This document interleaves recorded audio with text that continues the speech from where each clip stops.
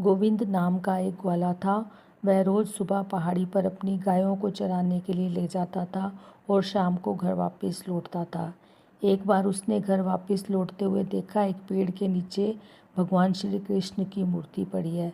उसने अपनी गायों को चरने के लिए छोड़ दिया और मूर्ति के पास बैठकर भगवान से बातें करने लगा। अगले दिन उसने घर आकर अपनी बीवी को ये बात बताई और बोला कि मुझे तुम एक मटकी में ताज़ा मक्खन दे दो, मैं भगवान श्री कृष्ण के लिए लेकर जाऊंगा। अगले दिन वो माखन लेकर चल पड़ा और उसने वो माखन जाते हुए भगवान श्री कृष्ण के आगे रख दिया। आते हुए देखा तो मटकी एकदम खाली थी। वो बहुत खुश हुआ। उसने वो मटकी उठाई और घर आ गया। इस तरह से अब वो रोज़ वहाँ माखन की मटकी रख देता और आते हुए उठा देता। एक दिन उसने भगवान श्री कृष्ण से पूछा कि क्या आपको ये माखन बहुत पसंद है? तो भगवान श्री कृष्ण ने बोला हाँ। तो उसने भगवान श्री कृष्ण से कहा कि मुझे क्या पता आप बोल रहे हो, आप मुझे दर्शन दो तो मुझे पता चले कि सचमुच आप बोल रहे हो।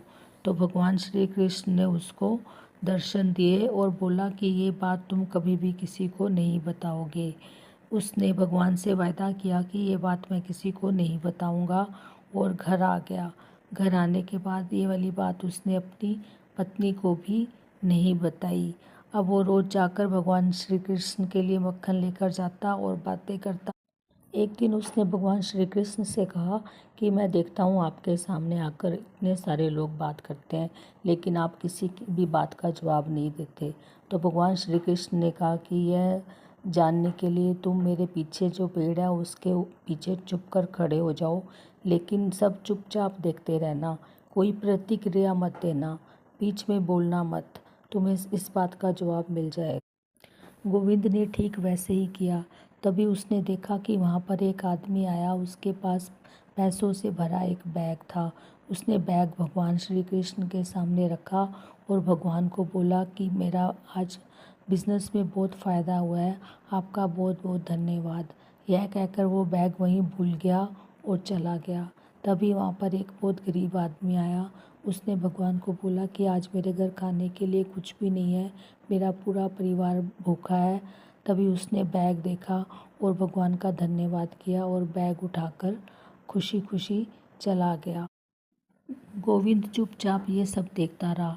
तभी वहाँ पर एक सांप पकड़ने वाला आया और उसने भगवान श्री कृष्ण से कहा कि मैं बहुत ही खतरनाक सांप पकड़ता हूँ, आप मेरी हमेशा रक्षा करना, क्योंकि मेरे परिवार में मेरे सिवा उनका और कोई नहीं है।